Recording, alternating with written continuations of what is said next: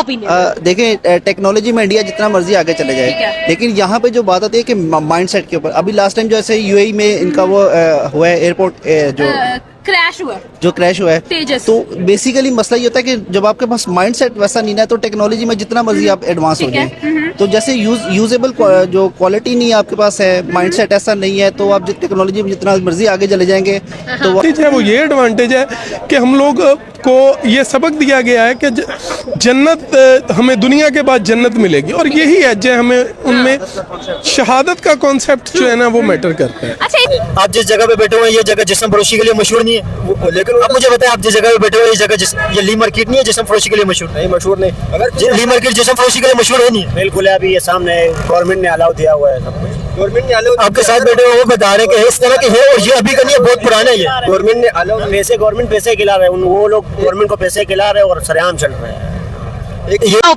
देखिए, टेक्नोलॉजी में इंडिया जितना मर्जी आगे चले जाए, लेकिन यहाँ पे जो बात आती है कि माइंडसेट के ऊपर, अभी लास्ट टाइम जो ऐसे यूएई में इनका वो हुआ है एयरपोर्ट जो क्रैश हुआ है, तेजस। तो बेसिकली मसला ये होता है कि जब आपके पास माइंडसेट वैसा नहीं है, तो टेक्नोलॉजी में जितना मर्जी आप एडवांस हो जाए, तो जैसे यूजेबल जो क्वालिटी नहीं आपके पास है, माइंडसेट ऐसा नहीं है, तो आप टेक्नोलॉजी में जितना मर्जी आगे चले जाएंगे तो आप क्रैश ही करेंगे एंड पे। ठीक है, बट हो जाता है तो बीच में जंग आ जाती है। शुरू किसने किया था?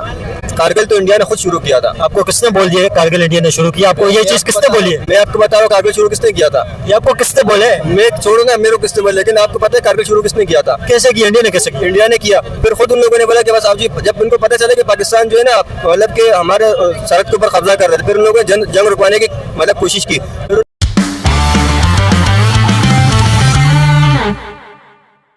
बात करेंगे इंडिया की। हम लोगों ने पिछले 5 इयर्स में देखा कि भाई इंडिया चांद तक का सफर कर गया। हमने ये देखा कि भाई जहां यूएस, चाइना, रशिया का नाम लिया जाता है, वहां इंडिया अपनी फहरिस्त में नाम लिखवा लेता है। चांद का सफर था, सॉफ्ट लैंडिंग की बात थी, तो इंडिया भाई ऐसा चौथा मुल्क बन गया जिनके पास राइट नाउ ऐसी टेक्नोलॉजी सॉफ्ट लैंडिंग करवा सकता है चांद पर। लेकिन आज सवाल ये नहीं है, आज है एक वारफेयर के अंदर, डिफेंस के अंदर एक और अकम्पलिशमेंट की जो कि इंडिया ने करके दिखाई है। 28 नवंबर को इंडिया ने एक मिसाइल का टेस्ट किया जो कि एक हाइपरसोनिक बैलिस्टिक मिसाइल है, विच इज दिवानी मिसाइल, जो कि मैच 10 की स्पीड के साथ जो है वो ट्रैवल कर सकता है। आज अगर बात की जाए तो right now only Russia has this technology. Sir हमारे साथ मौजूद है, सर आपसे ओपिनियन लेंगे, क्या कहना चाहेंगे? आफ्टर मई इंडिया ने बहुत ज्यादा काम किया है, अगर हम लोग उनकी एरोस्पेस की बात करें, क्या रीजन समझते हैं आप एंड इतनी अकम्पलिशमेंट कैसे समझते हैं आप? बेसिकली अगर इंडिया ने इस सेक्टर में, बाकी टेक्नोलॉजी के सेक्टर में इंडिया हमसे बहुत आगे है, लेकिन वॉर की जहाँ तक बात आती है वो एक डिफरेंट सिनेरियो होता है। वहाँ पे आप जैसे ये पिछली वॉर हुई है उसमें आप देखें कि जो कोई रिपोर्ट आई है किसी इंग्लिश मैगजीन में, मैंने उसका एग्जैक्ट नहीं पता मुझे, लेकिन उन्होंने लिखा है कि जब वॉर हुई पाकिस्तान ने जो वॉर जो जीती है उसमें ये बेस थी कि हमारे जो टेक्नोलॉजी में जो हमें चाइना की भी सपोर्ट थी और हमारे जो पायलट्स थी उनका एक एज ये था कि उन्होंने वो एक बीइंग ए मुस्लिम हमें जो सबसे बड़ा एडवांटेज वाले से एक मरतबा फिर दोबारा खबरों के अंदर इस वक्त न्यूज के अंदर बहुत ज्यादा चल रहा है कि दोबारा किसी वक्त भी इंडिया पाकिस्तान की वार हो सकती है। उसकी वजह यह कि दोनों तरफ से इस वक्त जंगी तैयारियां इस वक्त की जा रही है, बॉर्डर के ऊपर ड्रिल्स हो रही है। इंडिया के एक जर्नल है, उन्होंने पाकिस्तान के बारे में कहा है कि हम इस वक्त स्टिल जंग की तैयारियां कर रहे हैं और इस वक्त स्टिल हम लोग ऑपरेशन सिंदूर कंटिन्यू करने के लिए। अब क्या समझते हैं, इंडिया पाकिस्तान के हवाले से दोबारा जंग की बातें हो रही हैं और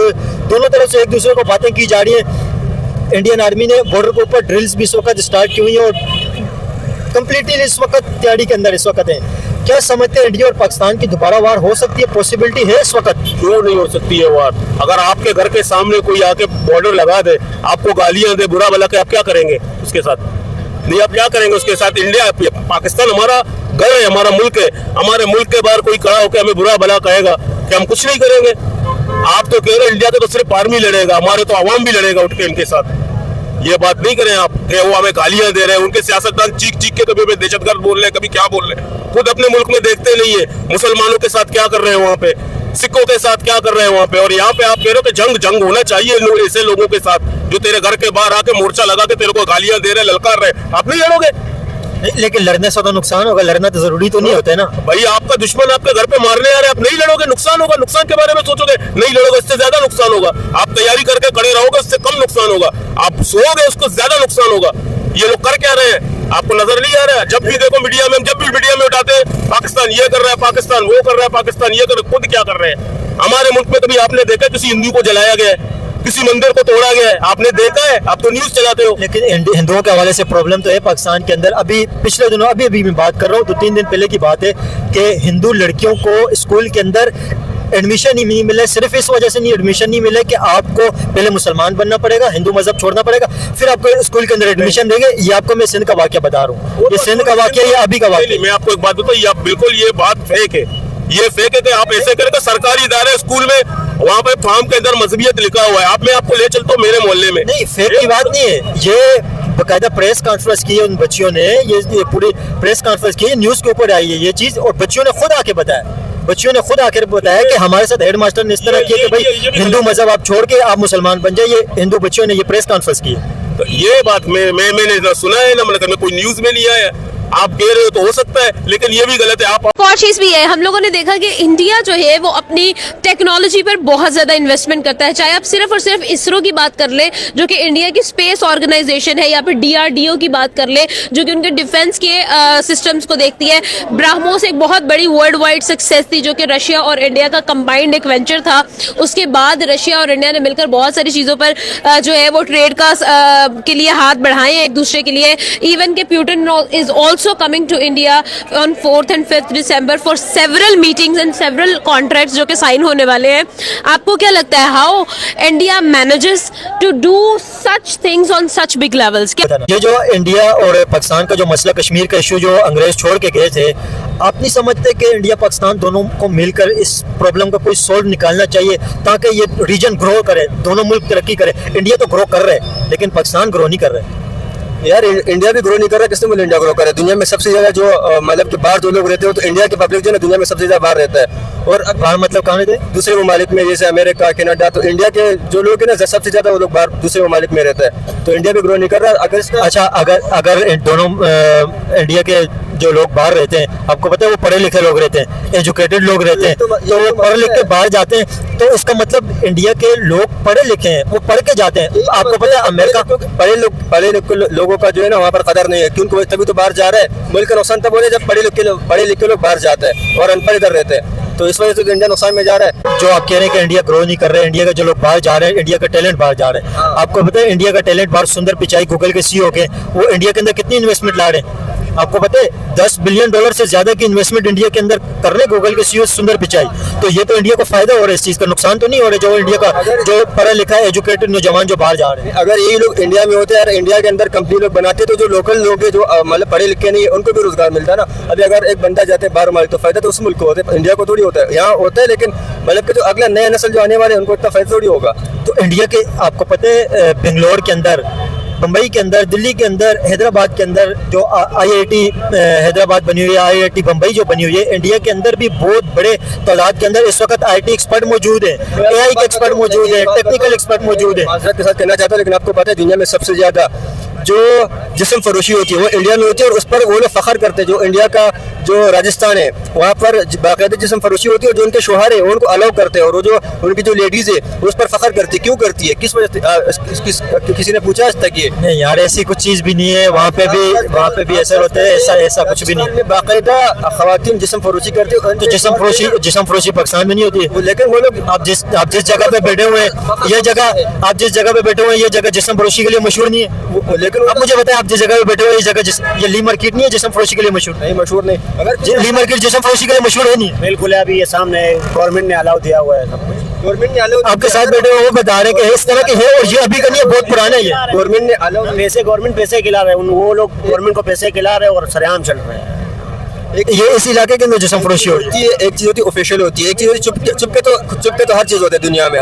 तकरीबन अमेरिका में भी चुपके जो है ना मर्डर होते हैं, सब कुछ होता है। लेकिन एक चीज होती है मतलब बिल्कुल आजाद, खुलकर आजाद तौर पर। तो ये जो हो रहा है इस इलाके के अंदर, आपको पता है इस इलाके के अंदर जो कुछ हो रहा है ये अभी का नहीं हो रहा है, ये 50 साल भी हो गए इसको, 50 साल से ज्यादा हो गए और ये हर जगह पे मशहूर है। ये गवर्नमेंट ने अलाउ नहीं दिए, वो होता है। लेकिन जब पुलिस को चापा लगते फिर सब भागते हैं, फिर जो है सबकी चीखें निकलती है। तो वो तो इंडिया के अंदर भी गवर्नमेंट की तरफ से तो अलाउ नहीं है ये चीज। अलाउ गवर्नमेंट की तरफ से नहीं अलाउ है भाई, इंडिया आपको किसने बता दिया? आप सर इंडिया के अंदर जिस्म फरोशी अलाउ नहीं है। आप मेरी बात सुनिए, आप अल जज़ीरा देख ले, आप BBC देख ले, वो लोग बाकायदा जो खवातीन होती है वो फखर करते हैं और घर वही लोग चलाते हैं, और इनके जो शौहर होते हैं बोलते हैं ना कि बस सही हमारे पास पैसा आ रहा है, कमाई के जरिए, तो क्यों हो रहा है? अगर रोजगार होता तो ये खवातीन ये काम करती। वो कुछ जगह पे होगा, लेकिन आपने पूरे राजस्थान की बात कर दी। राजस्थान में कोई 1000-2000 लोग तो नहीं रहते, वहाँ पे लाखों से ज्यादा लोग रहते हैं। लोग रहते हैं। तो अब इंडिया पाकिस्तान की आप क्या समझते हैं? इंडिया पाकिस्तान की जंग होनी चाहिए या अमन होना चाहिए? और दूसरा जो कश्मीर के मसले पे जो बात कर रहे हैं, कश्मीर के मसले पे बताएं कि कश्मीर का मसला अंग्रेज छोड़ के गए, इसका हल कैसे निकलेगा? यार इसका हल तो यूनाइटेड नेशन के पास है, लेकिन आजकल वो लोग बेबस है, तो यार उसका क्या कर सकते? बस यही कर सकते हैं कि अगर कश्मीर को आज़ाद कर दे, आज़ाद रियासत बना दे, दूसरा तो उसका कोई हल नहीं है। आज़ाद रियासत से क्या मुराद है आपका? क्या मतलब? बस आज़ाद रियासत हो, जैसे मतलब आज़ाद कश्मीर इस तरह उनका भी एक आज़ाद रियासत हो। मतलब आप क्या समझते हैं कि कश्मीरियों को यह एक अलग मुल्क दे जाए? हाँ, कश्मीरियों के हवाले कर दे, बस यही हाल है। क्योंकि अगर पाकिस्तान चाहता है कि हमारे कश्मीर हमारे हवाले कर दे तो इंडिया नहीं मानेगा, अगर इंडिया चाहते तो पाकिस्तान नहीं मानेगा। इसका एक ही हाल है कि कश्मीरियों के हवाले कर दे, क्योंकि जंग तो किसी भी मसले का हल नहीं है। ये पॉसिबल है जो आप कह रहे हैं? ये पॉसिबल है यार? पॉसिबल नहीं, लेकिन पॉसिबल बनाना पड़ता है ना, क्योंकि अभी 1947 से पहले पाकिस्तान भी पॉसिबल नहीं था ना, तो पॉसिबल हो गया ना इस तरह। वो कुछ अलग हालात थे। 1947 से पहले दुनिया के अंदर एटॉमिक बम वाले मामलात नहीं थे, दुनिया के अंदर ये इतनी बड़ी बड़ी पावर नहीं थी, इतनी टेक्नोलॉजी नहीं थी। इस वक्त तो अगर जंग हो गई और किसी एक इतनी पावरफुल फौज को हराना कोई मजाक की बात नहीं है। सबसे ज्यादा जंगें जो हुई है वो 1900 में ही हुई है। जो वर्ल्ड वार 1 है हमारा, वर्ल्ड वार 2 1900 में हुआ, तो उसके बाद वर्ल्ड वार 2 के बाद पाकिस्तान वजूद में आ गया, इंडिया आ गया, तो क्यों अभी जो है ना 2025-26 में कश्मीर क्यों नहीं आ सकता? लेकिन इस वर्ल्ड के अंदर पॉसिबल नहीं है ना। अभी आजकल तो ज्यादा पॉसिबल है, पहले पॉसिबल नहीं होता, अभी तो ज्यादा पॉसिबल। आजकल सोशल मीडिया का दौर है, पूरा दुनिया देखता है। तो सोशल मीडिया का दौर तो है, लेकिन कोई मुल्क अपने कंट्री में से कोई हिस्सा अलग करने नहीं देगा। कौन है? न इंडिया इस चीज पे एग्री करेगा, न पाकिस्तान एग्री करेगा। ऐसे कैसे होगा? का हल नहीं है ना, या तो फिर वही बात होगी जंग तो किसी मसले का हल नहीं है। मुज़ाकरात भी आप बोल रहे कि नहीं हो सकता, उनको जो है ना आज़ाद रियासत भी आप नहीं दे रहे, तो फिर तो बस जंग ही हल हो गया।